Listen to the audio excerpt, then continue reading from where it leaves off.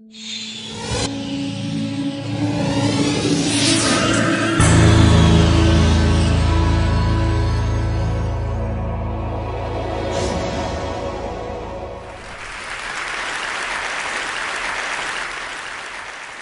was here 4 years ago, and I remember at the time that the talks weren't put online. I think they were given to TEDsters in a box set of DVDs, which they put on their shelves, where they are now. And actually, Chris called me a week after I'd given my talk and said, "We're going to start putting them online. Could we put yours online?" I said, "Sure."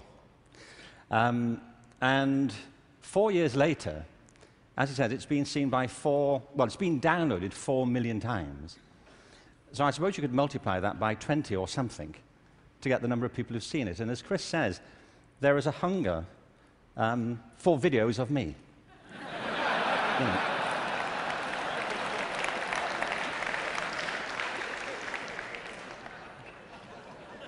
Don't you feel?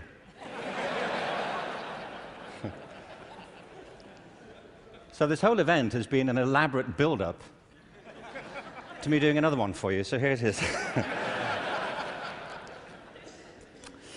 Al Gore spoke at the TED conference I spoke at 4 years ago and talked about the climate crisis, and I referenced that at the end of my last talk. So I want to pick up from there, because I only had 18 minutes, frankly. And so as I was saying,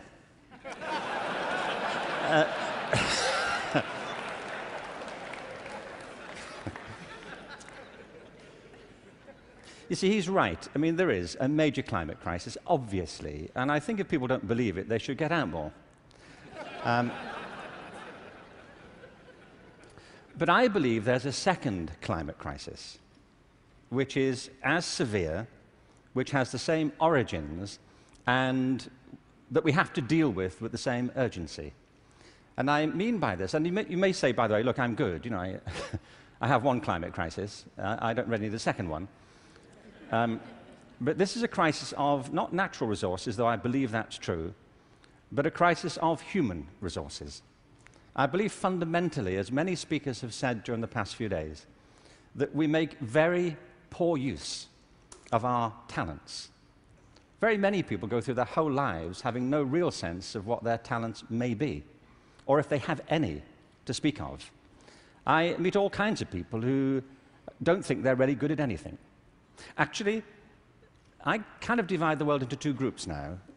Jeremy Bentham, the great utilitarian philosopher, once spiked this argument. You know, he said there are two types of people in this world: those who divide the world into two types, and those who do not. Well, well, I do. And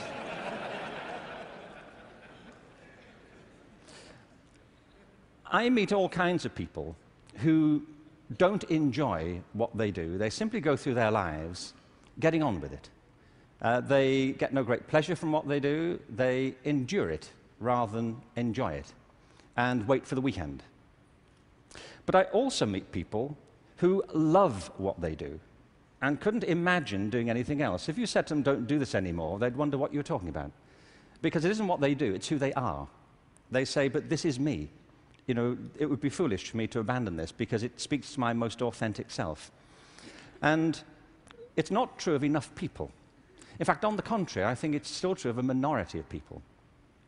And I think there are many possible explanations for it, and high among them is education. Because education, in a way, dislocates very many people from their natural talents. And human resources are like natural resources. They're often buried deep. You have to go looking for them. They're not just lying around on the surface. You have to create the circumstances where they show themselves. And you might imagine education would be the way that happens, but too often it's not. Every education system in the world is being reformed at the moment, and it's not enough. Reform is no use anymore, because that's simply improving a broken model. What we need, and the word's been used many times during the course of the past few days, is not evolution, but a revolution in education. This has to be transformed into something else.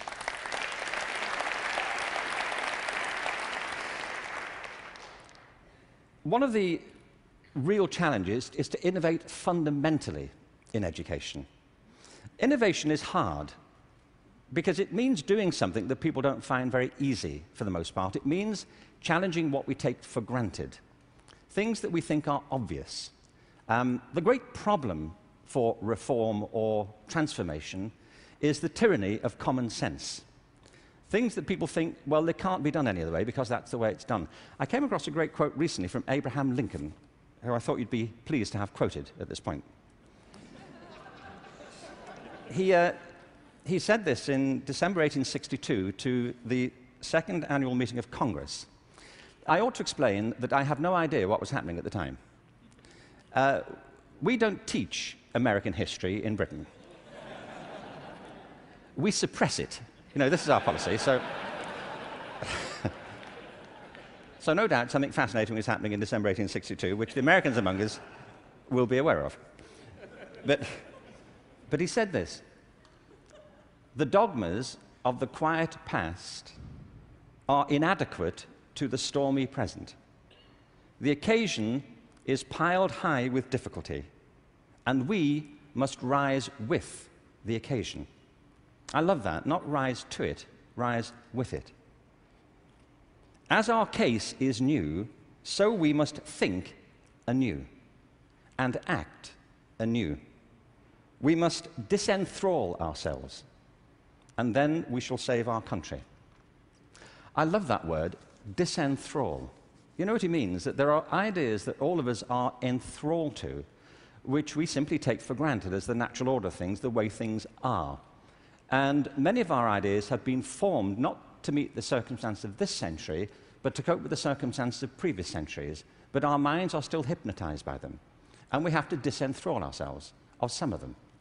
Now, doing this is easier said than done. It's very hard to know, by the way, what it is you take for granted. And the reason is that you take it for granted. So let me ask you something you may take for granted. How many of you here are over the age of 25? That's not what I think you take for granted. I'm sure you're familiar with that already. But are there any people here under the age of 25? Great. Now, those over 25, could you put your hands up if you're wearing a wristwatch? Now, that's a great deal of us, isn't it? Ask a room full of teenagers the same thing. Teenagers do not wear wristwatches. I don't mean they can't or they're not allowed to. They just often choose not to. And the reason is, you see, that we were brought up in a pre-digital culture, those of us over 25, and so for us, if you want to know the time, you had to wear something to tell it. Kids now live in a world which is digitized, and the time for them is everywhere. They see no reason to do this. And by the way, you don't need to do it either. It's just that you've always done it, and you carry on doing it. My daughter never wears a watch. My daughter Kate, who's 20, she doesn't see the point. You know, as she says, you know, like, it's a single-function device. You know, like... Like, how lame is that? You know, and I say, no, it tells the date as well. You know, it has multiple functions. But you see, there are things we're enthralled to in education. Let me give you a couple of examples. One of them is the idea of linearity. That it starts here, and you go through a track, and if you do everything right, you will end up set for the rest of your life. Everybody who's spoken at TED has told us implicitly or sometimes explicitly a different story, that life is not linear, it's organic. We create our lives symbiotically as we explore our talents in relation to the circumstances they help to create for us. But you know, we have become obsessed with this linear narrative, and probably the pinnacle for education is getting you to college. I think we are obsessed with getting people to college. Certain sorts of college. I don't mean you shouldn't go to college, but not everybody needs to go, and not everybody needs to go now. Maybe they go later, not right away. I was up in San Francisco a while ago doing a book signing. There was this guy buying a book. He was in his 30s, and I said, "What do you do?"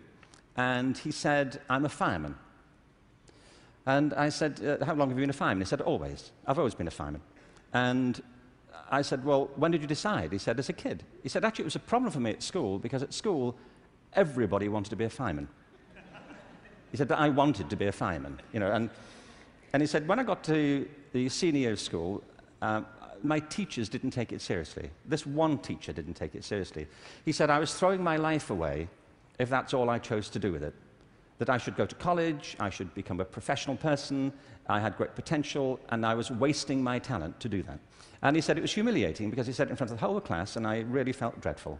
But it's what I wanted. And as soon as I left school, I applied to the fire service, and I was accepted. And he said, you know, I was thinking about that guy recently, just a few minutes ago when you were speaking about this teacher. He said, because 6 months ago, I saved his life. He said he was in a car wreck, and I pulled him out, gave him CPR, and I saved his wife's life as well. He said, I think he thinks better of me now.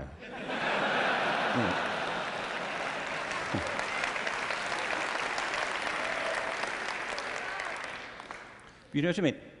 Human communities depend upon a diversity of talent, not a singular conception of ability. And at the heart of our challenges, at the heart of the challenge is to reconstitute our sense of ability and of intelligence. This linearity thing is a problem. When I arrived in LA about 9 years ago, I came across a policy statement, very well intentioned, which said college begins in kindergarten. No, it doesn't. It doesn't. If we had time, I could go into this, but we don't.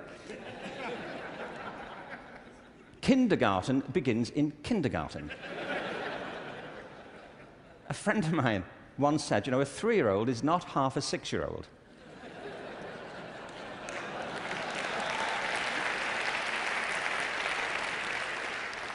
They're 3. But as we just heard in this last session, there's such competition now to get into kindergarten, to get to the right kindergarten, that people are being interviewed for it at 3. Kids sitting in front of unimpressed panels, you know, with their resumes. Flicking through it, saying, what, this is it?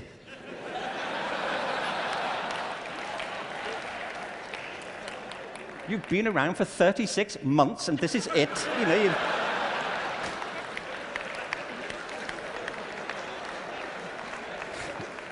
you've achieved nothing. I mean, spent the first 6 months breastfeeding, what I can say. I mean, see, it's outrageous as a conception, but it tracks through. The other big issue is conformity. We have built our education systems on the model of fast food. This is something Jamie Oliver talked about the other day. You know, there are 2 models of quality assurance in catering. One is fast food, where everything is standardized.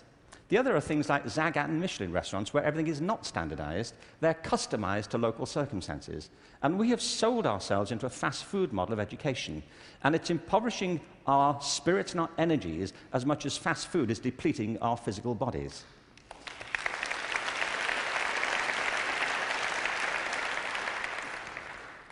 I think we have to recognize a couple of things here. One is that human talent is tremendously diverse. People have very different aptitudes. I worked out recently that I was given a guitar as a kid at about the same time that Eric Clapton got his first guitar.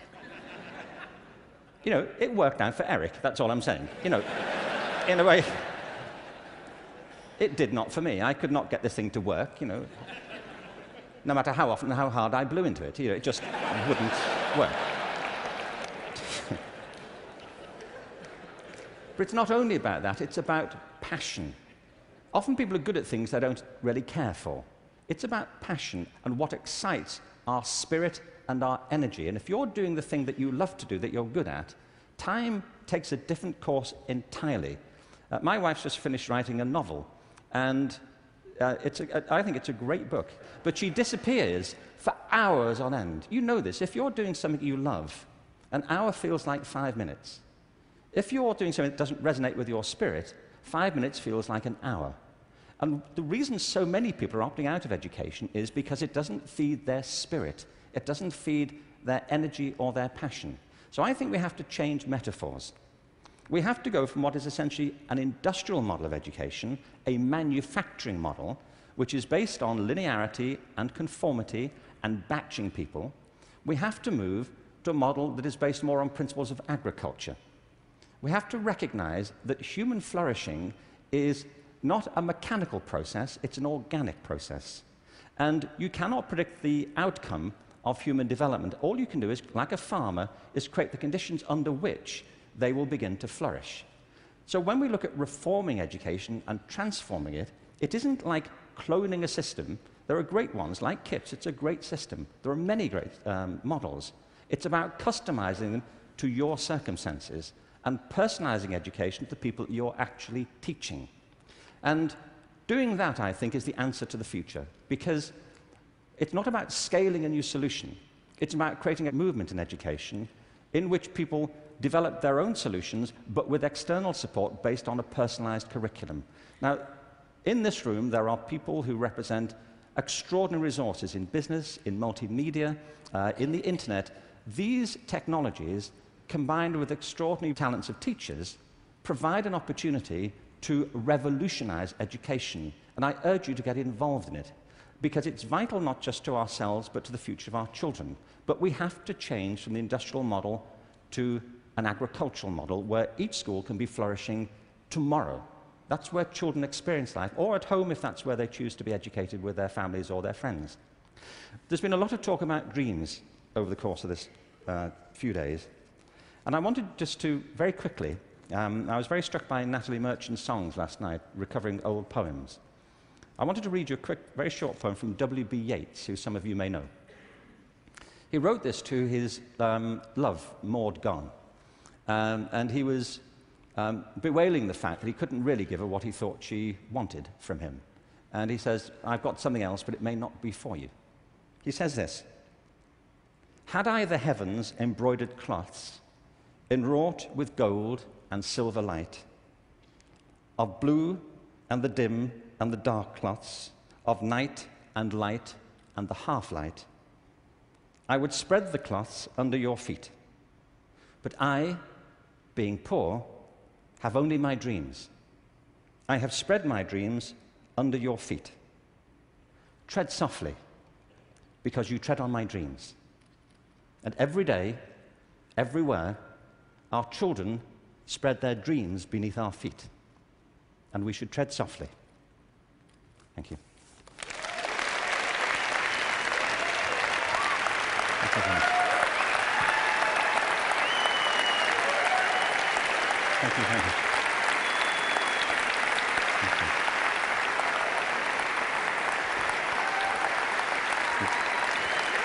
Thank you very much.